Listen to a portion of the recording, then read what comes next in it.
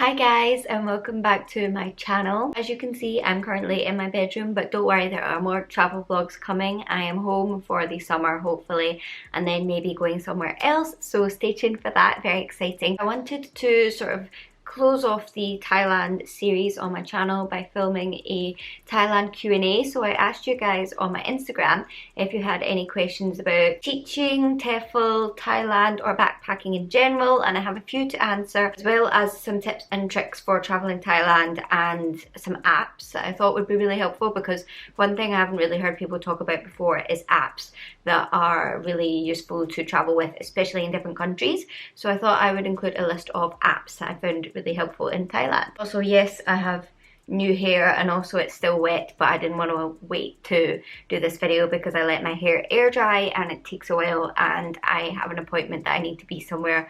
So I'm just gonna film this video right now. And also I'm in my comfies. I really missed like getting cozy with a big jumper and everything. So the first question I got was there a language barrier? How did you find all the hostels / hotels to stay in? First one, was there a language barrier? I would say yes, in the northeast where I taught.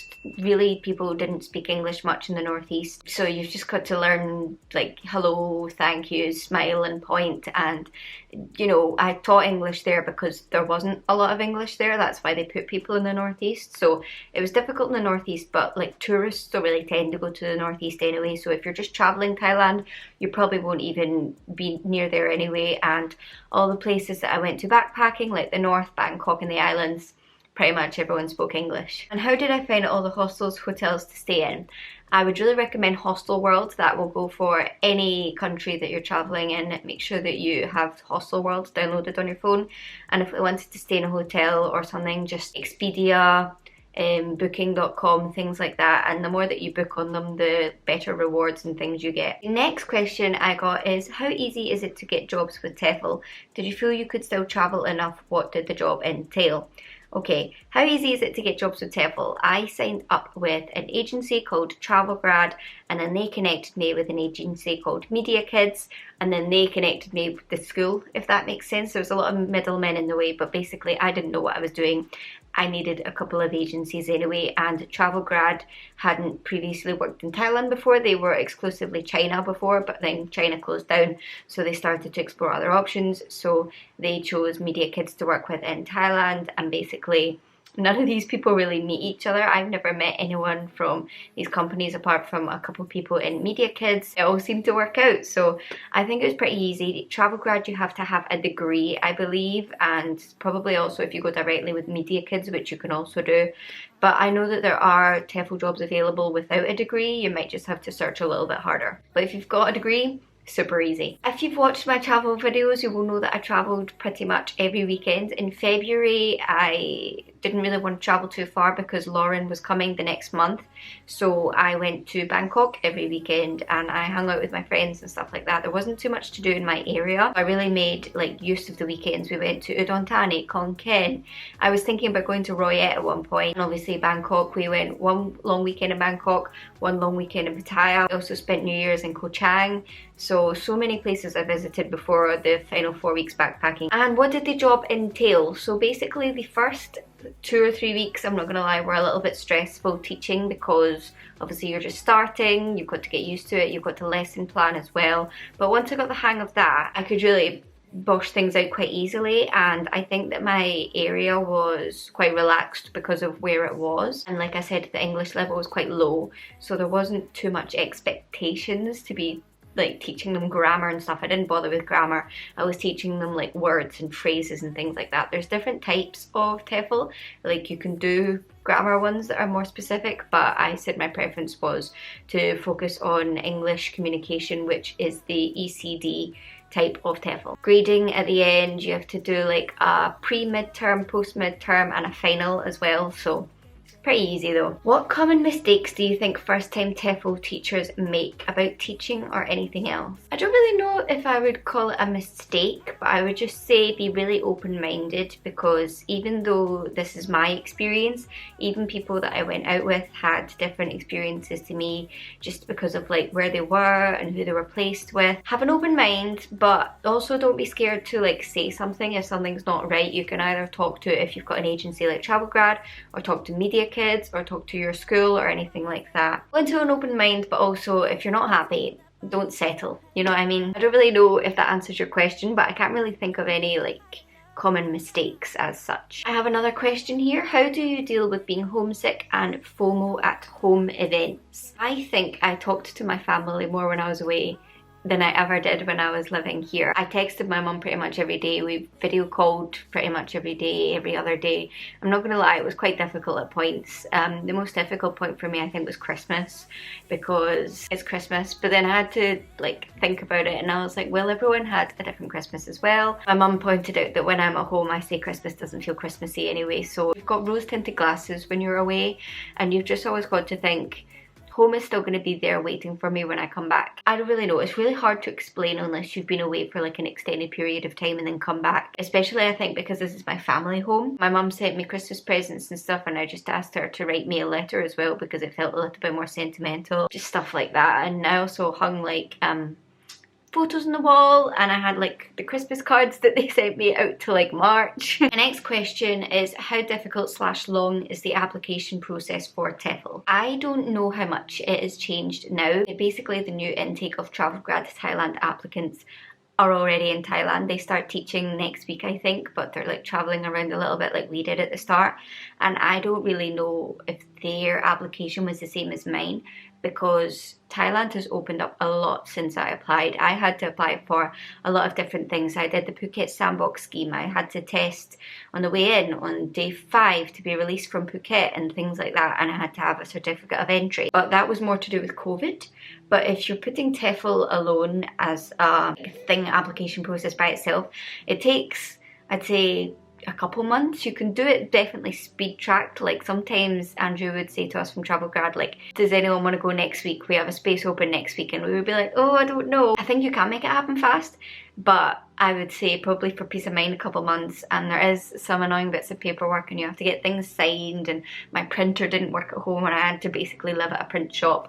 But I think it's all really worth it, and especially if you go with an agency like Travel Grad or Media Kids, they make things really easy and lay everything out for you. And we were all also put in a WhatsApp group chat before we flew out. That's kind of how I knew people before I even met them, and we all like helped each other out and asked questions in the WhatsApp group chat. It was really helpful. How much money do you need to have saved?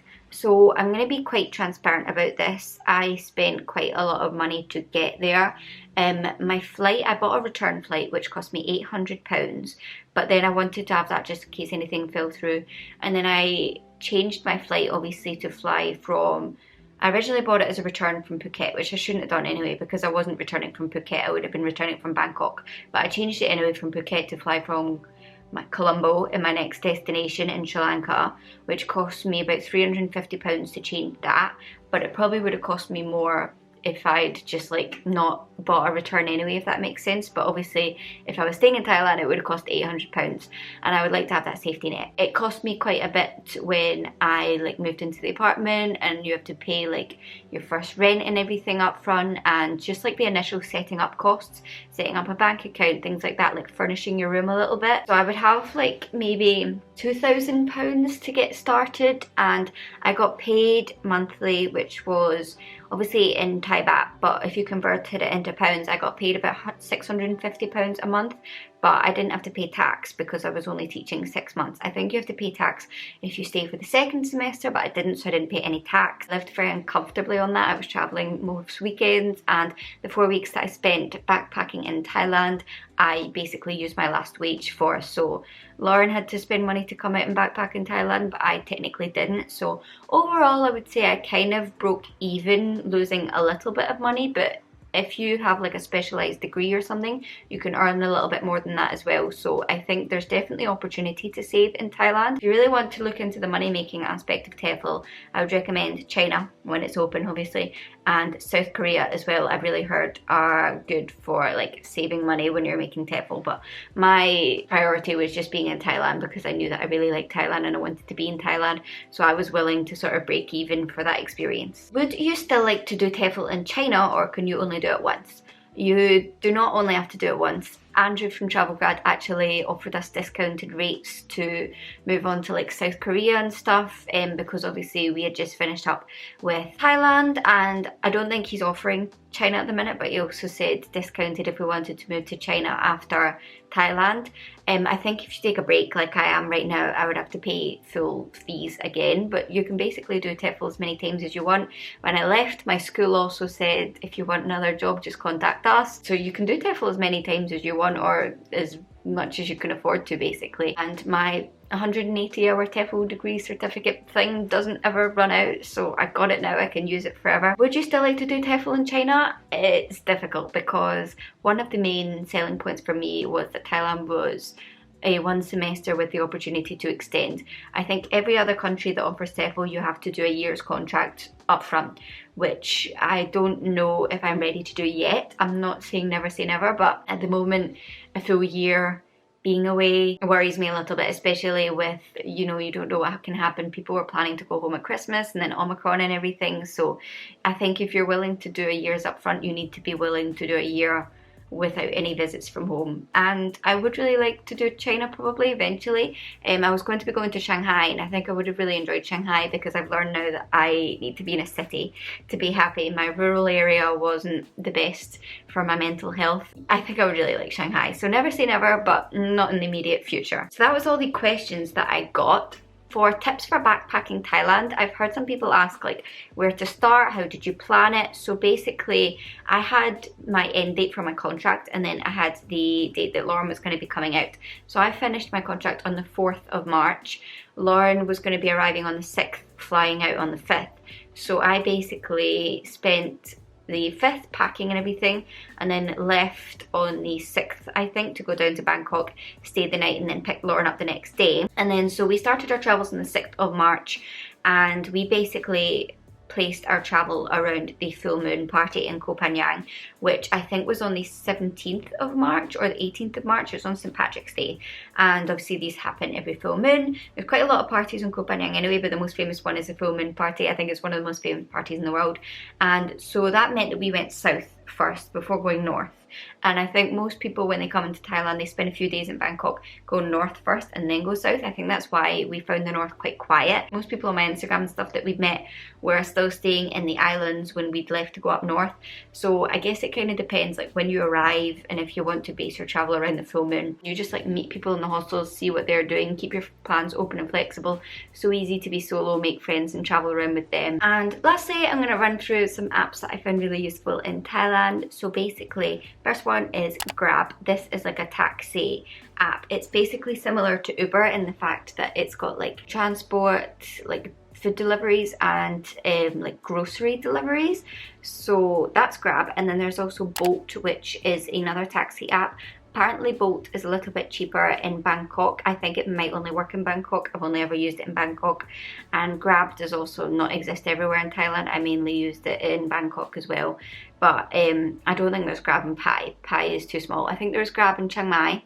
And the islands, there's not a lot of traffic on the islands anyway. The next one I have is Food Panda, which I used a lot for food deliveries and everything. It's kind of like Just Eat Food Panda. And if you're coming into Thailand, I don't know whether these are still requirements, but I had downloaded the Thailand Plus app and Morchana, which they made me download at the airport. I arrived and we all just sat down in seats, and then they like checked all our forms and made us download these apps. I think they're basically like a tracking app for the like contact tracing of COVID. And the next one I had was called Bus X. This is really useful if you want to use buses to get around in Thailand. You just basically like input where you're going and where to, and it gives you the buses, and you can pay online on the app and everything. Really easy. The next one I would recommend to anyone who wants to travel is called Scratch, Scratch with a K. It's basically meant to be like a scratch map, so you can like digitally scratch off the countries that you've been to, but they've also got a COVID section where you can like switch to a COVID map. You can put in your passport, where you currently are, and whether you're fully vaccinated.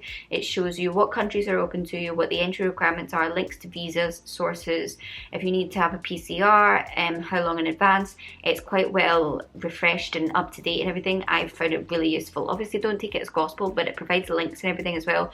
We used it to get into Sri Lanka for the link to the ETA and everything like that, so I would really recommend downloading Scratch. If you want to use money in Thailand, I would download Wise, which used to be TransferWise. That is what I used with Monzo to transfer my money from pounds into my Thai bank account into baht.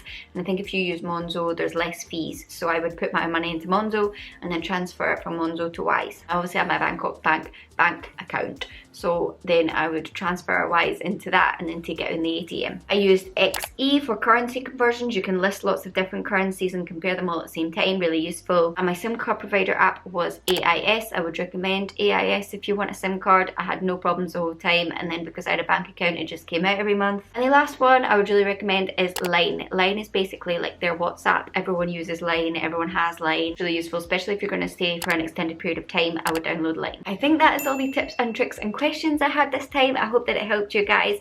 Give it a thumbs up if you enjoyed the video, and don't forget to subscribe, as I'll be back next week with a brand new video. Bye guys!